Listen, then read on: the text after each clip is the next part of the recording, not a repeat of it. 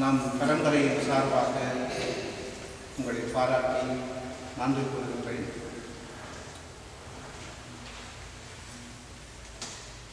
நேற்றின் வழிபாட்டிற்கு ஆயத்தம் செய்யும் பொழுது வாசகங்களை வாசிப்பதற்காக கொடுத்தோம். அப்பொழுது இந்த முதல் வாசகத்தை வாசித்த பொழுது அங்கு இருந்தவர்கள் பாதம் பொருத்தமான வாசகம் எடுத்திருக்கிறேன் சொன்னார்கள். தேவைக்கேற்ற வாசகம் எடுக்கத்தானே வேண்டும். பைபிளிலே எங்கள் தேவைகள் எதுவாக இருந்தாலும் அதை வழிநடத்தக்கூடிய வாசகங்கள் நிறைய உண்டு என்று சொல்லி அந்த வாசகம் எஸ்ஐயா சாசனம் 58ஆம் அதிகாரம் 7ஆம் வசனம். உங்கள் இனத்திற்கு உங்களை மறைத்துக் கொள்ளாதிருப்பது நான் விரும்பும் நோன்பு என்று பழைய பாட்டிலே எஸ்ஐயா இறைவனுடைய விருப்பத்தை வெளிப்படுத்துகிறார். உங்கள் இனத்திற்கு உங்களை மறைத்துக் கொள்ளாதிருப்பது நீங்கள் எடுக்கின்ற முயற்சி அதற்காகத்தான்.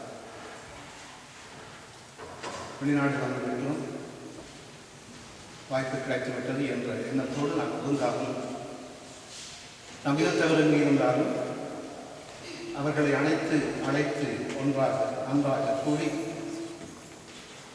தாயகத்தில் இருக்கின்ற ஏனைய மக்களுக்கு எங்களை மறைத்துக் கொள்ளாமல் ஒதுங்கி நிற்காமல் அவர்களுக்கு கை நீட்டுகின்ற வகையிலே ஆதரவு கொடுக்கின்ற வகையிலே நாங்கள் பெற்ற பெருவாழ்விலே பங்கு கொள்கின்ற வகையிலே ஈடுபடுவதுதான் நான் விரும்பும் நோன்பு என்று எஸ்ஐயா சொல்லுகின்றார். வழிபாடுகளை செய்யலாம், நவநாட்களை நடத்தலாம், பலவற்றை கலைக்கலாம். ஆனால் இனத்தவரை மறக்காது இருப்பதுதான் முக்கியமான நோன்பு என்று அழகாக சொல்கின்றார். அதன் பிறகு இன்று பாடினோம், வேற்றுமை நிலைகள் மதிக்கின்றோம். எல்லாரும் ஆழ்மையில் வித்தியாசமானவர்கள். அது மட்டுமல்ல, வெளிநாடுகளுக்கு வந்த பிறகு நாடு வந்து உள்ளங்கள், எண்ணங்கள், கருத்துக்கள் விரிவடைகின்றன. அதன் காரணத்தினால் மற்றவர்களை மதிக்காது போகின்ற ஏற்பாடுகள் நம்மளில் ஏற்படலாம் தானே. எனவே வேற்றுமை உணர்வுகள் இருந்தாலும் கூட அவற்றை நாங்கள் மதிக்கின்றோம். வேற்றுமை கருத்துக்களை மதிக்கின்றோம். அது தேவையானது வாழ்க்கையின் முன்னேற்றத்திற்கு. மதித்துக் கொண்டே இன்றைய காணிக்க பாடலிலே பாட இருக்கின்றோம். கண்ணீரிலும் செந்நீரிலும் மூழ்கும் மண்ணை, அந்த ஆபத்தான நிலையை தாண்டிவிட்டார்கள் என்றால் கூட அங்கே உள்ள மக்கள் இன்னும் ஒடுக்கப்படுகின்ற மக்களாக வாழ்வதை காரணத்தினால் செந்நீரிலும் மூழ்கி கண்ணீரிலும் மூழ்கிடும் மண்ணை என்று காணிக்கையாக பாடுகின்றீர்கள்.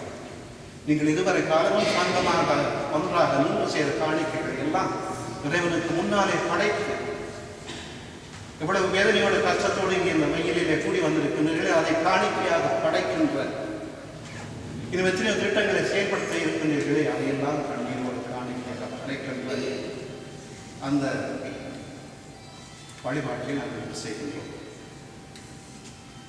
இரண்டாம் வாசகத்திலே சரி இனத்தவரை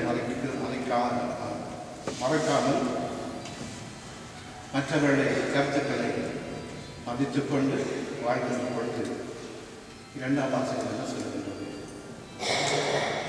கனிந்த உங்கள் உள்ளம் எல்லா மன்னர்களும் விளங்கட்டும். கனிந்த குற்று கனிந்த பழம் நன்றாக இருக்கிறது. உள்ளத்தை கனிய வேண்டும்.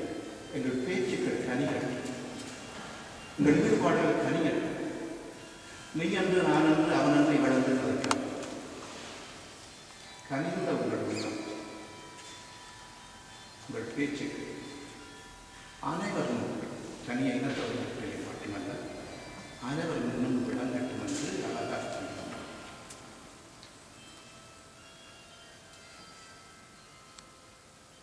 இங்க வந்தவர்களை பார்த்தோம்.